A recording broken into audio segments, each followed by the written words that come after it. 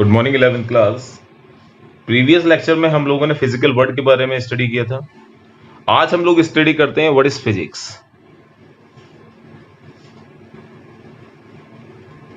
ठीक है, इस वर्ड से सभी ऑलरेडी फैमिलियर हैं। आपको पता है कि लास्ट क्लास में आपने इसको साइंस में पढ़ा था।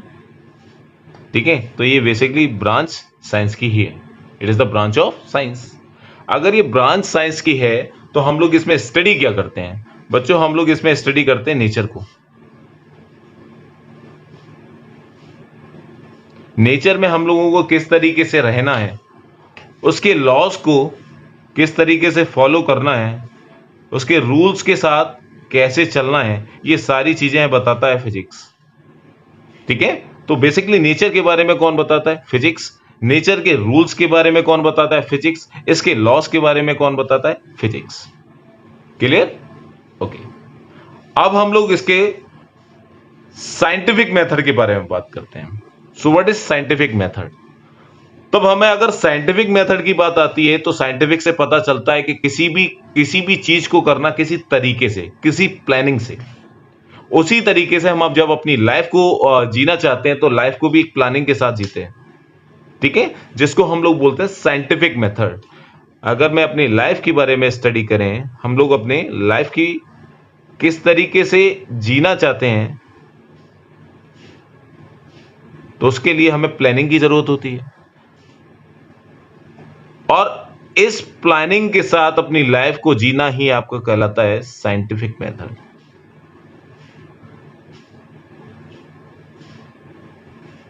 और साइंटिफिक मेथड क्लियर? तो साइंटिफिक मेथड बेसिकली होता क्या है? किसी भी काम को एक प्लानिंग के साथ करना ही साइंटिफिक मेथड है। कोई भी काम हो, चाहे आपकी स्टडी हो, चाहे आपका रहना हो, आप किस सोसाइटी में रहते हैं, ये सारी चीजें डिपेंड करती हैं साइंटिफिक मेथड पर, प्लानिंग पर।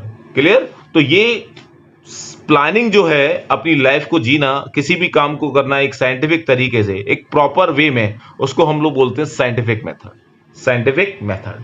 ठीक है, अगर मैं साइंटिफिक मेथड की बात करूं तो मान के चलिए हमें कोई भी एक्सपेरिमेंट करना है तो उसको एक तरीके से करेंगे। ऐसा तो नहीं है बिना पढ़े हम लोग किसी भी एक्सपेरिमेंट को करने लगे, नहीं, उसकी एक प्लानिंग की जरूरत होती है।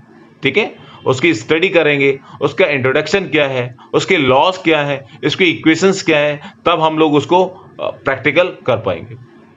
तो अगर मैं साइंटिफिक मेथड की बात करूं तो बच्चों, साइंटिफिक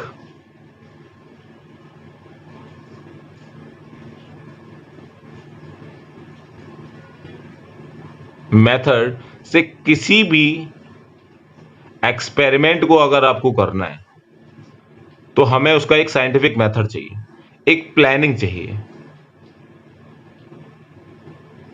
एक प्लान वे में हम लोगों को कोई भी एक्सपेरिमेंट करना होगा। इस मेथड को बोलते हैं हम लोग साइंटिफिक मेथड। तो अगर मुझे एक्सपेरिमेंट को करना है तो पहले, सबसे पहले मुझे उसका ऑब्जर्वेशन पता होना चाहिए।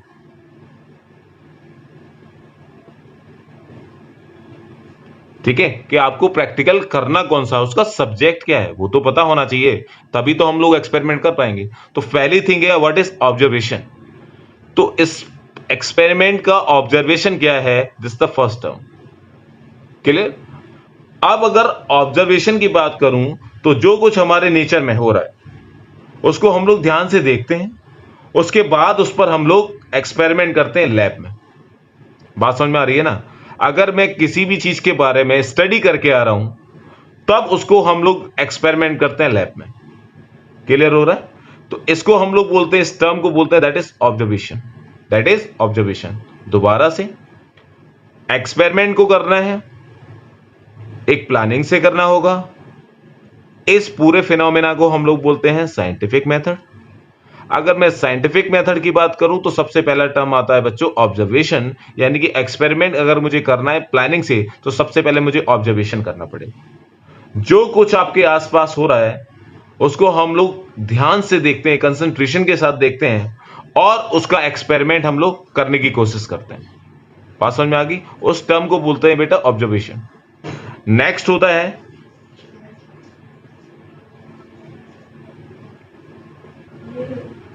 Controlled experiment. Controlled experiment. अब जब हम किसी भी चीज को नेचर में ध्यान से देखते हैं तो हम लोग क्या बोल रहे हैं, उसको हम लोग ऑब्जर्व कर रहे हैं, उसको हम ऑब्जर्व कर रहे हैं। अगर उस चीज को हम ऑब्जर्व करते हैं तो हम लोग सोचते हैं अपने ऊपर भी हम लोग उसका इंप्लीमेंट करें, उसका एक्सपेरिमेंट करें, तो उसको बोला जाता है बच्चों कंट्रोल्ड एक्सपेरिमेंट। Controlled experiment. दोबारा से, नेचर को हम लोग स्टडी कर रहे हैं, उसके लॉज को देख रहे हैं, नेचर में क्या हो रहा है, कैसे हो रहा है, उसको देख रहे हैं, तो हम लोग क्या कर रहे हैं, ऑब्जर्व कर रहे हैं उसको। उसके बाद हम लोग उस पर क्या करेंगे, प्रैक्टिकल करेंगे। अगर हम लोग उस पर प्रैक्टिकल करते हैं तो उस टर्म्स को बोला जाता है बच्चों controlled experiment. Controlled experiment. Clear. अगर मैं थर्ड चीज की बात करूं विच इज एनालिसिस। एनालिसिस, तो एनालिसिस भी एक पार्ट है किसका, साइंटिफिक मेथड का, एक प्लानिंग का, जो आप प्लानिंग कर रहे हैं। तो प्लानिंग में सबसे पहले आ गया ऑब्जर्वेशन, सेकंड आ गया कंट्रोल्ड एक्सपेरिमेंट, जो आपने ऑब्जर्व किया उसका एक्सपेरिमेंट करें लैब में, जिस टर्म को बोला जाता है बच्चों कंट्रोल्ड एक्सपेरिमेंट। नेक्स्ट होता है एनालाइज करना। जब हम लोग एक्सपेरिमेंट कर रहे हैं तो उसका एनालाइज करना होगा। एनालाइज कैसे करेंगे, मान के चलिएगा कोई भी मैं अगर ग्राफ ड्रॉ करता हूं, कोई भी अगर मैं ग्राफ ड्रॉ कर दूं, ये हो गया, ये हो गया, ये हो गया। अगर मैं इस ग्राफ की बात करूं तो हर ग्राफ कुछ ना कुछ बता रहा है, कुछ ना कुछ कंडीशन बता रहा है। ये एक्सपोनेंशियली डिके कर रहा है, ये डायरेक्टली प्रोपोर्शनल है। तो ये सारी चीजों के अगर बारे में मैं बात करूं तो ये क्या हो जाता है, टर्म एनालिसिस हो जाता है, कि मैं इनके बारे में एनालाइज कर रहा हूं। बात समझ में आती है। अगर मुझे एक बलून को एयर देना है और उस बलून के एयर के साथ बलून स्प्रेडिंग कर रहा है, बलून स्प्रेडिंग कर रहा है, इसका मतलब क्या है कि मुझे एक पर्टिकुलर अगर बलून की बात करूं तो उसमें उसका वॉल्यूम कितना है, उसके हिसाब से ही मुझे उसमें एयर देना होगा। ऐसा थोड़ी ना है कि उसमें मैं एयर भरता जाऊं, एक टाइम ऐसा हो जाएगा वो कलेप्स हो जाएगा, फट जाएगा। क्लियर हो गया। तो उसके वॉल्यूम के हिसाब से ही हमें काम करना पड़ेगा। बात समझ में आती है। That is analyse. आपको पहले एनालाइज करना होगा, तब उसको एयर देना होगा। ऐसे ही हम लोग को गाड़ी में जब हवा भरते हैं, बाइक में टायर में जब हम लोग हवा भरते हैं तो देखते हैं हम लोग उसका वॉल्यूम कितना है, उसके हिसाब से ही हम लोग हवा भरते हैं। 40 रखते हैं, 38 रखते हैं, 42 रखने। तो ये क्या है, एनालाइज करना। जब हम लोग उस पर एनालाइज करेंगे तभी तो ये सारी चीजें कर सकते हैं। तो ऐसा थोड़ी ना बिना एनालाइज के कोई भी चीज कर सकते हैं। तो थर्ड पार्ट हो गया बच्चों एनालिसिस। तो फर्स्ट हो गया ऑब्जर्वेशन, सेकंड हो गया कंट्रोल्ड एक्सपेरिमेंट, कंट्रोल्ड एक्सपेरिमेंट के बाद थर्ड पॉइंट आपका analyse. Clear. And the fourth one qualitative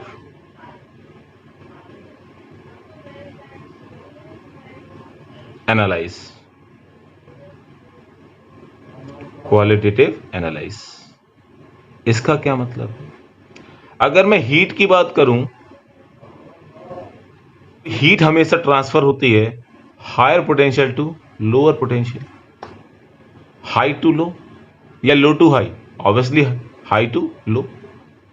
ये हीट का ट्रांसफर अगर हाई टू लो हो रहा है, हीट का ट्रांसफर हाई टू लो हो रहा है, तो इसमें कौन सा फोर्स, कौन सा लॉ काम कर रहा है और कैसे काम कर रहा है, इस कंडीशन को बोलते हैं बच्चों qualitative analysis. Qualitative analysis. Current का flow is always from higher potential to lower potential, higher potential to low potential. ये कैसे हो रहा है, तो हम लोगों ने इसके लिए पोटेंशियल डिफरेंस पढ़ा, ठीक है ना। तो इसका मतलब क्या है कि इसमें कौन सा लॉ काम कर रहा है, तभी तो पता चलेगा कि ये हाई टू लो जाएगा। हम तो ये भी बोल सकते हैं लो टू हाई जाएगा, लेकिन हमें इसके लॉ तो पता होना चाहिए, तभी तो पता चलेगा करंट की डायरेक्शन क्या है। इलेक्ट्रॉन मूव करता है किस डायरेक्शन में, बिना लॉ के तो कोई पता चलने वाला नहीं है। उस कंडीशन को, इस फिनोमेना को बोलते हैं qualitative analysis. Qualitative analysis. Clear. And the fifth one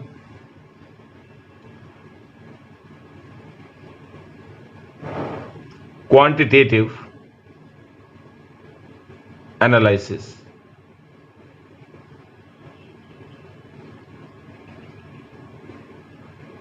quantitative analysis, इसका मतलब है कि एक सेकंड में कितनी हीट ट्रांसफर हो रही है, या एक सेकंड में कितना करंट या चार्ज फ्लो कर रहा है, एक सेकंड में कितना चार्ज फ्लो कर रहा है, या एक सेकंड में कितना हीट फ्लो कर रही है, ये क्या हो जाएगा बच्चों, क्वांटिटेटिव एनालिसिस। क्वांटिटेटिव एनालिसिस हम लोग उसका क्वांटिटी उसकी बता रहे हैं कि एक सेकंड में इतनी हीट ट्रांसफर हो जाएगी, एक सेकंड में इतनी हीट ट्रांसफर हो जाएगी, एक सेकंड में इतने चार्ज फ्लो करेंगे। ये सारी चीजें क्या है, that is quantitative, that is quantitative. Clear. Qualitative, heat का फ्लो होना हाई टू लो, तो उसके लिए मुझे लॉ पता होना चाहिए। करंट का फ्लो होना है for high potential to low potential, इसके लिए भी मुझे लॉ पता होना चाहिए, तभी मैं बता सकता हूं कि ये प्लस से माइनस की तरफ जाएगा। इस फिनोमेना को बोलते हैं क्वालिटेटिव एनालिसिस। अब अगर मैं बात करूं कि एक सेकंड में कितना चार्ज फ्लो हो रहा है, एक सेकंड में कितना चार्ज फ्लो हो रहा है, अब मैं उसकी क्वांटिटी के बारे में बात कर रहा हूं कि एक सेकंड में कितना चार्ज फ्लो होगा, उसको हम लोग बोलते हैं quantitative analysis. Quantitative analysis. Clear. And the six one, mathematical modelling.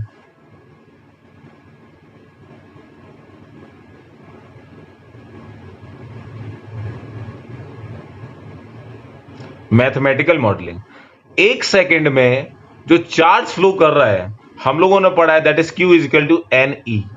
Q is equal to N E. Clear. Charge बराबर क्या होता है, एन ई। अगर मैं एक सेकंड की बात कर रहा हूं तो चार्ज का जो फॉर्मूला होता है Q is equal to I T. Q is equal to I T. जितना चार्ज फ्लो हो रहा है एक सेकंड में, तो वो क्या बता देगा मुझे, करंट बता देगा। ये कैसे निकाला हम लोगों ने, जिसके लिए तो इक्वेशन पता होना चाहिए। Exactly this is the equation. तो ये सारी चीजें किसमें आती हैं, मैथमेटिकल मॉडलिंग। किसी भी चीज को डिफाइन करना, उसकी क्वांटिटी को निकालना, वो केवल मैथमेटिकल मॉडलिंग से हो सकता है। बात समझ में आती है। एक के पास अगर चार्ज है, मान के चलिएगा 10 कूलाम का, दूसरे के पास चार्ज है 2 कूलाम का, बताइएगा नेट चार्ज कितना। तो क्या करेंगे, 10 minus 2, 10 minus 2 that is 8 coulomb.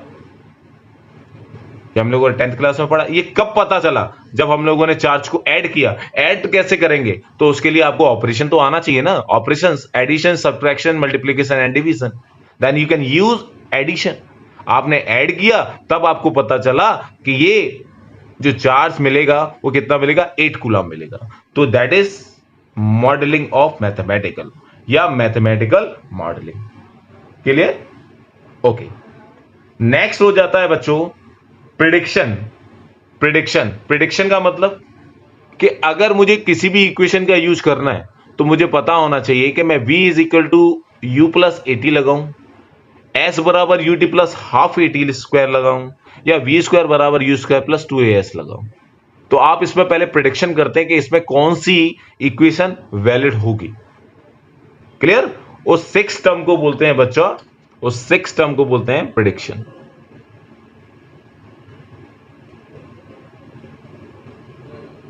Sorry, this is the 7th term. Clear? That is prediction. Clear? उसके बाद अगला टर्म आता है बच्चों वेरिफिकेशन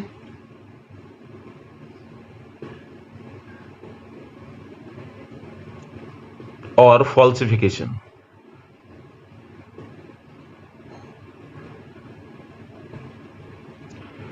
अब आपने जो प्रिडिक्शन लगाया, उसमें जो इक्वेशन बनी, उसमें आपने उस इक्वेशन को सेटिस्फाई किया मैथमेटिकल मॉडलिंग से।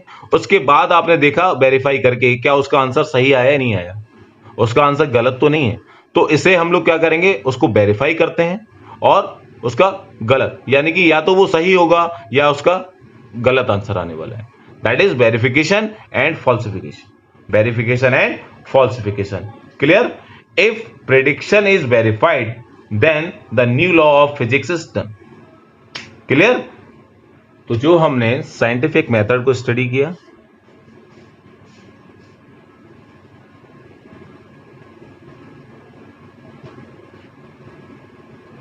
इसका मतलब है किसी भी काम को करना या किसी भी एक्सपेरिमेंट को करना with the help of planning, with the help of planning. Planning का आपका फर्स्ट पार्ट होता है बच्चों ऑब्जर्वेशन।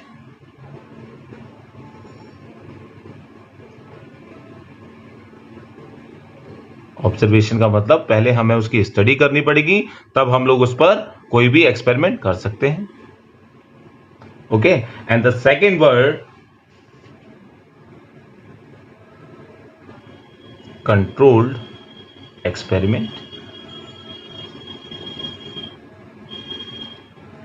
जब हम लोग उसके बारे में स्टडी करेंगे, उसको ऑब्जर्व करेंगे, उसके बाद हम लोग उस पर प्रैक्टिकल करते हैं, ठीक है, तो वो हो जाता है आपका कंट्रोल्ड एक्सपेरिमेंट। तीसरा analyse, analyse in terms of qualitative analyse, and the second one quantitative analyse.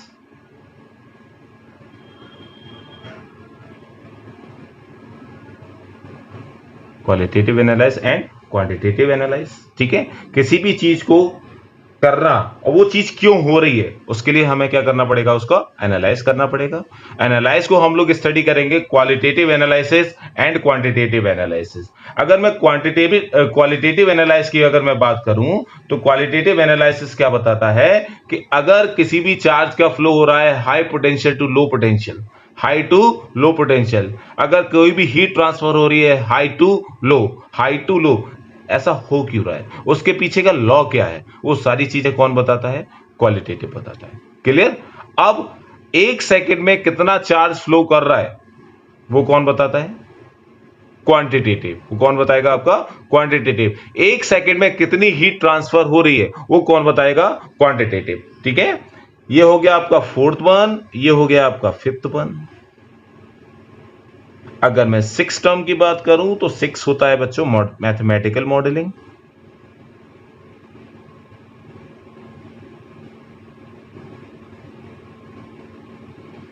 Mathematical modelling, अगर मुझे किसी भी क्वांटिटी के बारे में पता करना है तो आपको फॉर्मूले याद होने चाहिए, उसमें वैल्यूज को पुट करेंगे तभी वो आंसर आने वाला है, that is mathematical modelling. And the seventh one prediction. कौन सा फॉर्मूला लगने वाला है कैसे पता चलेगा, उसका हम लोग प्रिडिक्शन करते हैं, दैट इज प्रिडिक्शन। और उस प्रिडिक्शन में वो फॉर्मूला सेटिस्फाई कर रहा है या नहीं कर रहा है, इसके लिए हम लोग क्या करते हैं, आंसर चेक करते हैं। तो अगर आंसर अगर वेरीफाई हो जाता है दैट इज वेरिफिकेशन, गलत हो जाता है दैट इज फॉल्सिफिकेशन।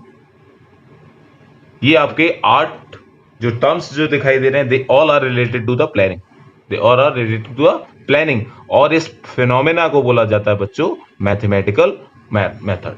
तो ये सारी जो प्लानिंग है वो 8 इन 8 जो आपको टर्म्स दिखाई दे रहे हैं इन पर डिपेंड करती है, and that is called scientific method. Scientific method यानी कि किसी भी चीज को करना, अपनी लाइफ को जीना, उसको एक प्लानिंग के तहत ही जी सकते हैं, इसलिए उस टर्म को बोला जाता है बच्चों scientific method, scientific method. Clear. तो ये आपका टर्म हो गया, इसको अच्छे से स्टडी करिएगा, ठीक है। अब इसके आगे की कहानी हम लोग स्टार्ट करते हैं, जिसका नाम है principle thrust in physics. Thrust in physics.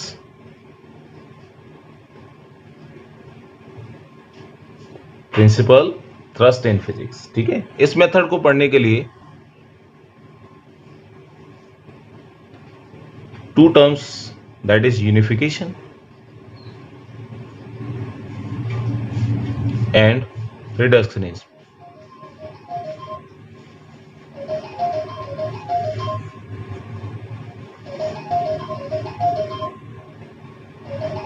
First unification and second reductionism. Clear. अब अगर मैं यूनिफिकेशन की बात करूं तो यूनिफिकेशन का मतलब होता है many laws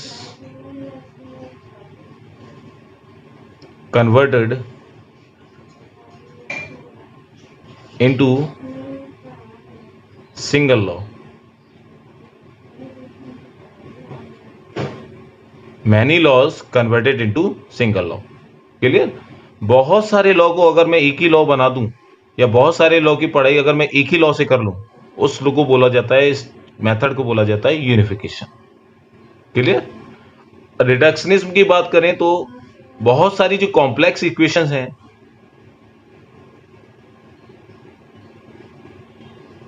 अगर कॉम्प्लेक्स इक्वेशन को अगर मैं सिंपलेस्ट फॉर्म में लिख दूं या सिंप्लेक्स फॉर्म में कन्वर्ट कर दूं, उसको बोला जाता है रिडक्शन, यानी कि उसको मैंने रिड्यूस कर दिया। क्लियर? अब कॉम्प्लेक्स फॉर्म को यानी कि कॉम्प्लेक्स न्यूमेरिकल्स को अगर मुझे करना है तो मैं अगर उसको बाय पार्ट करूं तो वो आसानी से हो जाएगा। इस मेथड को बोला जाता है रिडक्शनिस्ट। क्लियर? अगर मैं यूनिफिकेशन की बात करूं तो मैनी लॉज को अगर सिंगल लॉ में कन्वर्ट करना है तो अभी तक तो ये पॉसिबल नहीं हो पाया। पीछे बहुत सारी रिसर्च चल रही है, आगे देखिएगा होता क्या है। लेकिन यूनिफाइड मतलब क्या है? इतना सारा हम लोग फिजिक्स का मैटर पढ़ते हैं, अगर उसको कन्वर्ट कर दिया जाए सिंगल वे में तो वो आपकी फिजिक्स जो है वो इतनी कॉम्प्लेक्स से रिड्यूस हो जाएगी। ठीक है ना, सिंपल हो जाएगी। अब रिडक्शन का मतलब क्या होता है? बहुत सारी जो कॉम्प्लेक्स इक्वेशंस हैं उसको अगर मैं कन्वर्ट कर दूं सिंप्लेक्स फॉर्म में, ठीक है, उसको बोलते हैं, इस टर्म को, इस मेथड को, इस फेनोमेना को बोला जाता है रिडक्शनिस्ट। क्लियर हो गया? अच्छे से इसको दोबारा से वीडियो को देखिए स्टार्टिंग से, दोनों वीडियो को, फर्स्ट एंड सेकेंड। कोई भी डाउट होता है then you tell me. Okay, thank you.